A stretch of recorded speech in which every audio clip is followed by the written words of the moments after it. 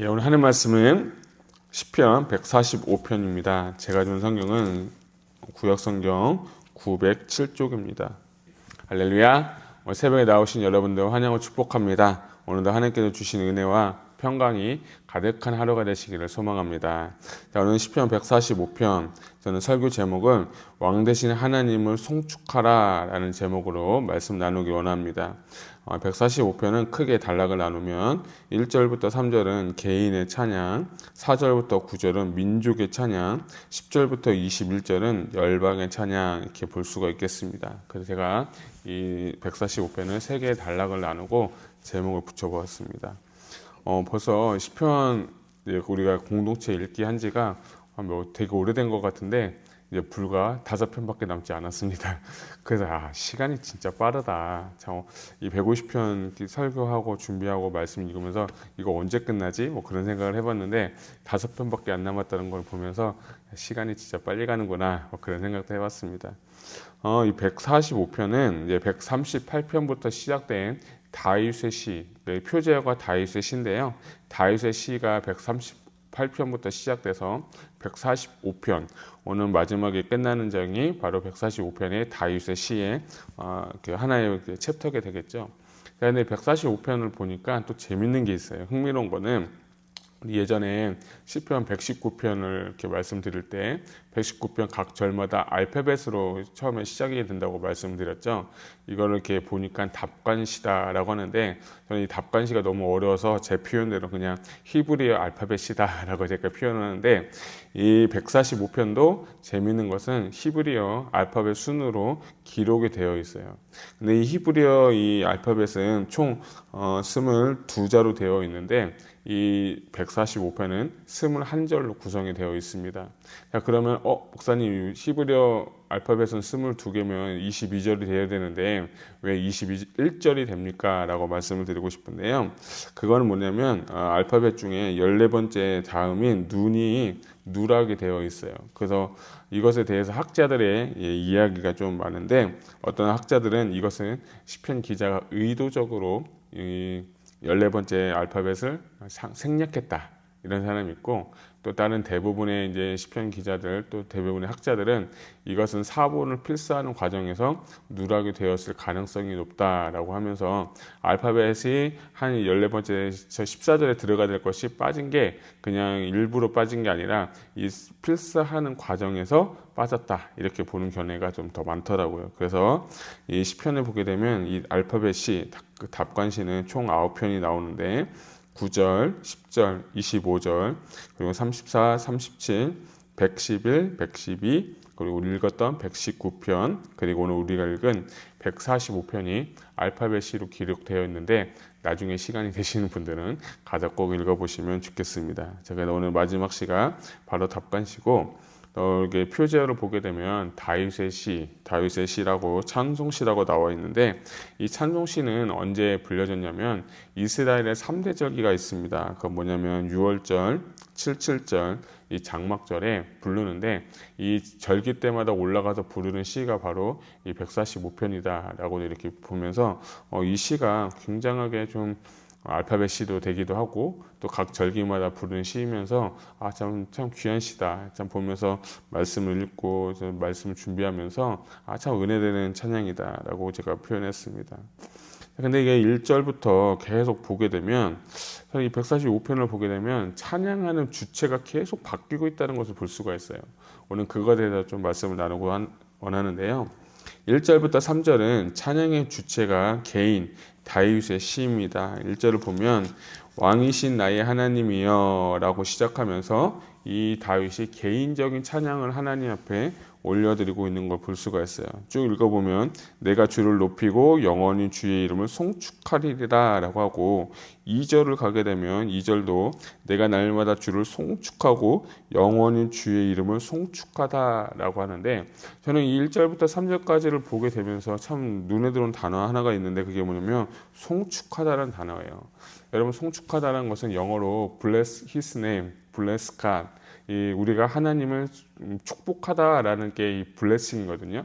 근데 우리가 옛날에 담임 목사님께도 말씀하신 것처럼 복이라는 단어가 히브리어로 세 가지가 있는데 아세르, 토브, 그리고 바라크인데 오늘 쓰여졌던 이 송축하다는 단어는 뭐냐면 바라크예요. 바라크라는 것은 이 어원적으로 볼 때 무릎을 꿇고 경배하는 그 상태가 바로 축복하다라는 건데 제가 이 말씀을 보면서 좀 이해가 안 된 게 뭐냐면 여러분 한번 질문해 볼게요. 여러분 축복은 위에 사람이 아랫 사람에게 하는 건가요? 아랫 사람이 위에 사람한테 축복하는 건가요? 위에 사람이 아랫 사람이 하는 거죠. 자, 그러면 축복하는 게 이 다윗이 하나님의 이름을 축복하다라고 하면 이게 상식적으로 맞는 걸까요? 안 맞는 걸까요? 당연히 안 맞는 거죠. 그런데 이 송축하다는 단어가 이 145편에 총 4번이 나와 있는데 히브리어로 그 바라크라는 단어가 1절, 2절, 10절 그리고 21절에 보게 되면 송축하다는 단어가 있어요. 그 말 뜻은 다윗이 하나님의 이름을 높여드린다는 거예요. 하나님을 축복한다는 뜻이에요. 그래서 바라크를 저도 공부하면서도 이것이 무릎을 꿇은 상태, 엎드려 있는 상태가 바라크인데 이게 어떻게 하나님 앞에 축복하고 어떻게 하나님께 송축할 수 있을까라고 하는 그런 의구심이 좀 일어서 좀 연구를 해보니까 이 단어는 두 가지로 볼 수 있어요. 첫 번째는 인간편에서 볼 때 하나님 앞에 정말 복을 받는 그 상태, 엎드려져 있는 상태가 바라크고, 두 번째는 왕이 이 신하에게 축복을 해줄 때 무릎 꿇고 축복해 주는 장면, 그때 쓰였던 단어가 뭐냐면 바라크라는 거예요. 그래서 하나님 편에서 인간에게 쓰는 바라크는 축복이 될 수 있고, 인간 편에서 하나님 앞에 이 바라크를 쓰면 그것이 송축하다라는 뜻이 되는 거예요. 그래서 제가 그때 이해가 풀리고 이 의문이 풀린 게 뭐냐면, 그렇지. 제가 이 말씀 보면서 예수님도 잡히시기 전에 제자들에게 뭘 했냐면 세족식을 했어요. 그렇죠? 세족식을 할 때 허리에 수건을 두르고 그분도 무릎을 꿇고 제자들에게 발에 씻겨주는 그 장면이 저는 이렇게 떠올리면서 어쩌면 이 바라크라는 건 예수님이 제자들한테 무릎을 꿇고 발을 씻겨준 그 장면이 그때서도 어떻게 보면 바라크가 될 수도 있겠구나. 저는 그런 생각을 해보게 되었어요. 어쨌든 간에 이 다윗은 나의 하나님, 왕이신 나의 하나님을 뭘 했냐면 바라크, 송축하면서 하나님을 찬양했다는 것입니다. 특별히 저는 여러분 가운데 있어서 하나님 앞에 예배하고 하나님의 이름을 높여드리고 하나님의 이름을 송축하는 오늘 하루가 되셨으면 좋겠습니다. 다윗은 왕이신 하나님께서 나에게 복을 주시고 나는 그 하나님의 이름을 송축했다는 거예요. 특별히 다윗은 하나님의 이름을 송축한 거예요. 1절과 2절을 볼 때 송축하다 할 때 45절 1절 하반부에 보면 주의 이름을 송축하리다. 2절 하반부를 보면 영원히 주의 이름을 송축하리이다 라고 하면서 이 송축하는 것이 하나님이 아니라 주님의 이름, 하나님의 이름, 여호와의 이름을 송축했다는 거예요. 그러니까 이름이라는 게 되게 중요한 건데 이름은 하나님의 그 자신의 본성, 하나님의 그 자체, 하나님의 그 속성에 대해서 그의 이름을 송축했다는 거예요. 그러니까 구체적으로 송축하다는 것은 하나님의 이름을 높여드렸다는 거예요. 그래서 여기서 우리가 배울 것은 찬양의 목적이 무엇인지, 찬양의 진정한 의미가 뭔지를 1절과 2절을 통해서 우리가 알아야 돼요. 우리가 찬양을 하면서 위로를 받는다, 하나님 나 사랑하신다, 우리 찬양을 고백하면서 내 슬픔 변하게 하시고 내 위로가 되게 하시고, 맞습니다. 그래서 찬양하면서 그런 은혜도 받고 위로도 받지만 진정한 경배, 진정한 찬양은 뭐냐면 오늘 1절과 2절을 본다면 그분의 이름을 높여드리는 거예요. 내 상황과 환경과 형편에 상관없이 하나님 나 위로해 주세요. 하나님 내 마음 알아주세요. 내 상처 치유해 주세요. 뭐 이런 찬양이도 맞지만 그것보다 더 높은 수준의 차원은 뭐냐면 내 상황과 환경에 상관없이 하나님의 이름을 송축해 버리는 거예요. 하나님의 이름을 높여드리는 거예요. 그래서 그 하나님의 왕되심 기억하고 왕되신 그 하나님의 이름을 어떻게 합니까? 높여드리는 거예요.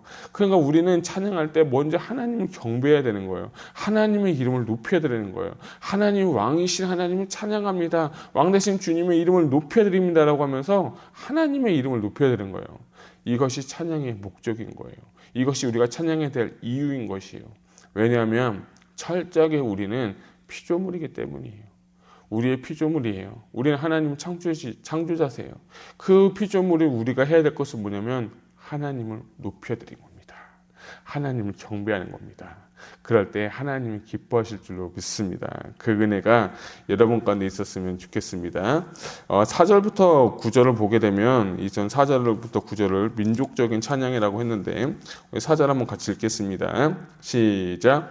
대대로 주께서 행하신 일을 크게 찬양하며 주의 능한 일을 선포하리로다. 아멘.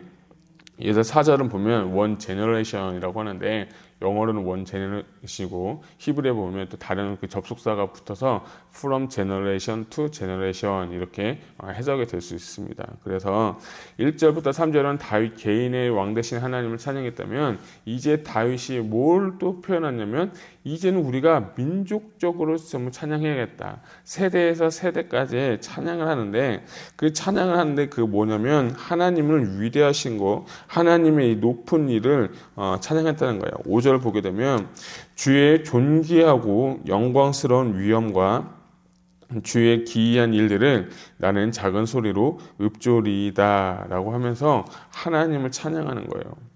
제가 저번에 한번 그 에이든 토저 목사님의 이것이 예배다라는 찬양 책을 좀 소개해드린 적이 있는데 그때 예배의 요소 중에서 두 번째인 거예요. 두 번째가 감탄하다라는 게 있어요. 그러니까 새벽에 이제 그 말씀을 전하고 그 책을 좀 묵상하면서 읽으면서 하나님의 예배하는데 감탄하는 게 참 멋있다라는 그 단어가 생각나요. 그래서 제 마음 가운데 그럼 우리는 예배 가운데 감사는 많이 할 수 있어요. 우리 감사는 많이 할 수 있는데 감사를 뛰어넘는 감사보다 더 높은 수준이 뭐냐면 감탄하다는 단어가 있어요. 그래서 제 마음 가운데 감탄을 넘어서 감사를 넘어서 감탄으로 예배를 드리자. 이런 마음이 제 마음 가운데 있는 거예요. 제가 그걸 보면서 이 145편 4절부터 9절까지 보게 되면 하나님께서 행하신 그 모든 기이한 일들, 기적과 같은 그 일에 대해서 감사를 넘어서 감탄하면서 하나님의 이름을 높여드리면서 찬양하고 있는 거예요.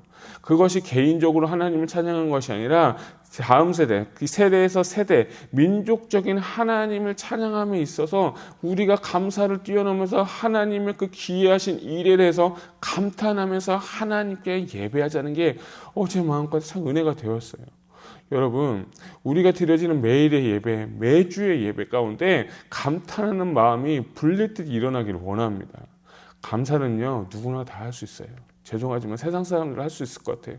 그런데 우리는 기독교인으로서 감사를 뛰어넘는 감탄하면 그 마음으로 하나님 위대하시다. 하나님 진짜 대단하신 분이라는 그 감탄의 그 마음으로 하나님께 예배하고 하나님께 경배하면 하나님 되게 기뻐하실 것 같아요. 그래서 제가 좀 마음을 고쳐먹었어요. 감사가 아니라 감탄으로 드리자. 감사를 다 할 수 있지만 물론 안 될 때도 있지만 감사를 넘어서 감탄으로 우리의 믿음을 우리의 예배에 대한 신앙의 자세를 업그레이드 해야겠다는 제 마음까지 있었어요. 저는 여러분에게 도전하고 여러분에게 권면하는 건 감사를 뛰어넘는 감탄함으로 하나님께 예배하시길 바랍니다. 다윗은 그렇게 예배하고 있었어요. 하나님 감사한데요. 하나님이 행하신 일들에 대해서 너무나도 좋았다는 거예요. 5절을 보게 되면 5절의 마지막에 보면 나는 작은 소리로 읊조리이다 라고 했는데 이거는 세번역을 보면 참 세번역이 저는 은혜가 됐는데 이 세번역은 뭐라고 이렇게 번역했냐면 가슴 깊이 새기다 라고 했어요. 하나님의 위대하심, 하나님의 그 높으심을 내 마음 가운데 깊이 새기면서 하나님께 찬양하고 경배하는 거예요. 너희가 그런 세대로 하나님을 경험하라는 거예요. 그리고 나서 그 결과는 뭐냐면 6절과 7절을 한번 같이 읽겠습니다. 시작. 사람들은 주의 두려운 일의 권능을 말할 것이요 나도 주의 위대하심을 선포하리이다.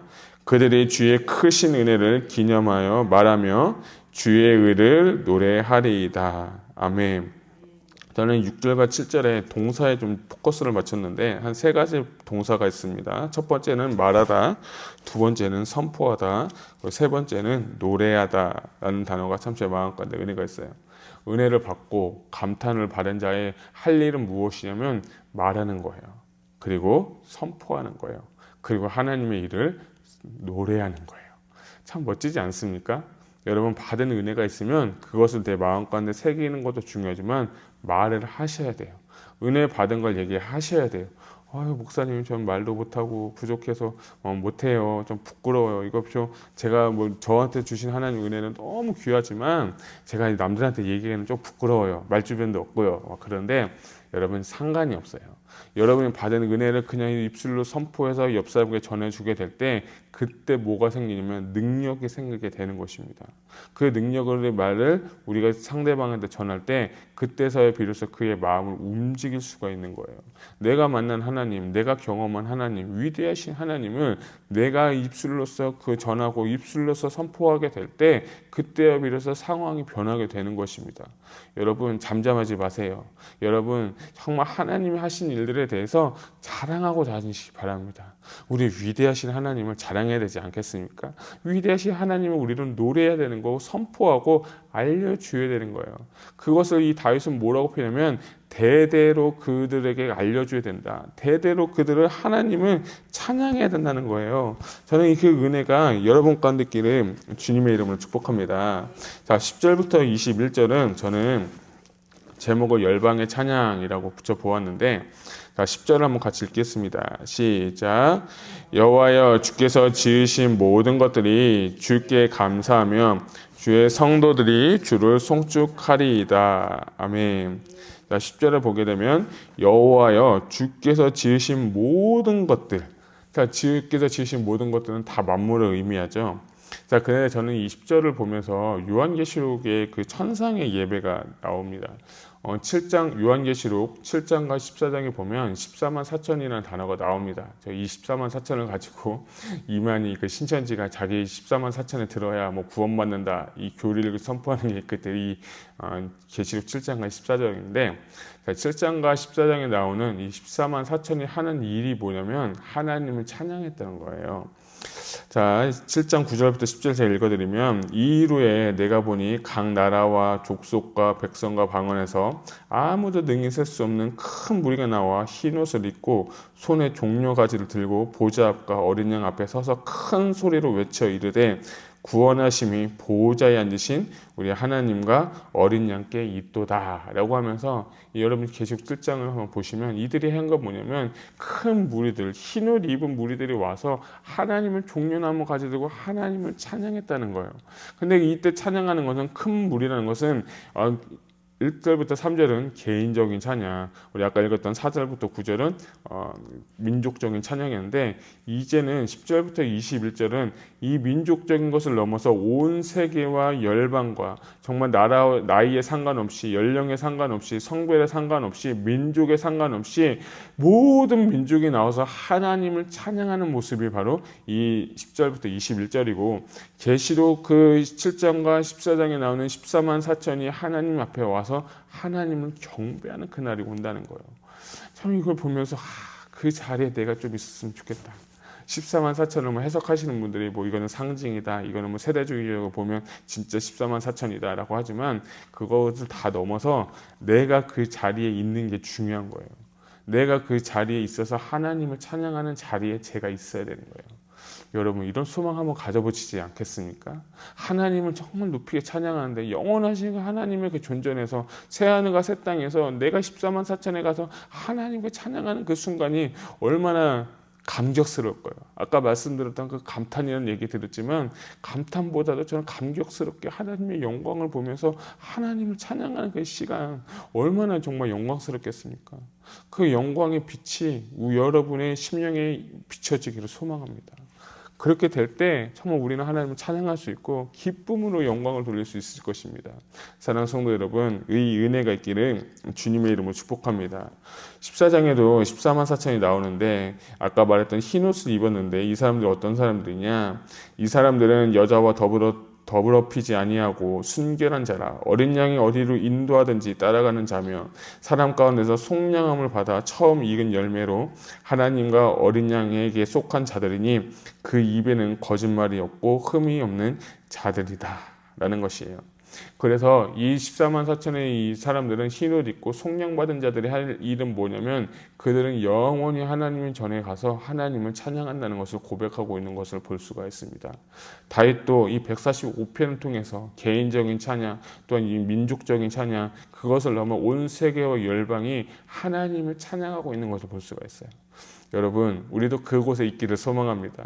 우리도 그 자리에 있기를 원합니다. 하나님, 나도 그 자리에 가서 하나님을 찬양하는 자가 되게 해달라고 한번 소망을 갖고 기도할 수 있는 여러분이 되시기를 소망합니다.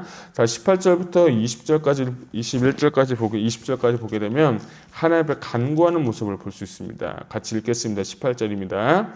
여호와께서는 자기에게 간구하는 모든 자, 곧 진실하게 간구하는 모든 자에게 가까이 하시는도다. 그는 자기를 경외하는 자들의 소원을 이루시며 또 그들의 부르짖음을 들으사 구원하시리로다. 여호와께서 자기를 사랑하는 자들은 다 보호하시고 악인들은 다 멸하시리로다. 아멘. 145편은 하나님을 찬양함으로 시작해서 145편 하반부에는 간구함으로 끝나는 것을 볼 수가 있습니다. 어떻게 보면 예배도 이런 스타일이 아닐까 싶습니다. 하나님을 찬양하면서 가면서 하나님 나에게 간구해달라고, 의인을 보호해달라고, 의인에게 하나님께서 역사해달라고 진실하게 간구하는 자에게 하나님은 가까이 하시고 19절에 보니까 소원을 이루시고 20절에 보니까 자기를 사랑하는 자는 다 보호하신다는 하나님의 약속의 말씀이 있는 것입니다. 오늘도 우리가 기도하는 근거는 무엇입니까? 오늘도 우리가 찬양하는 근거는 무엇입니까? 이 하나님의 속성을 믿기 때문에 우리는 그것을 근거로 해서 하나님을 찬양하는 거예요. 그리고 나서 21절 같이 읽겠습니다. 시작.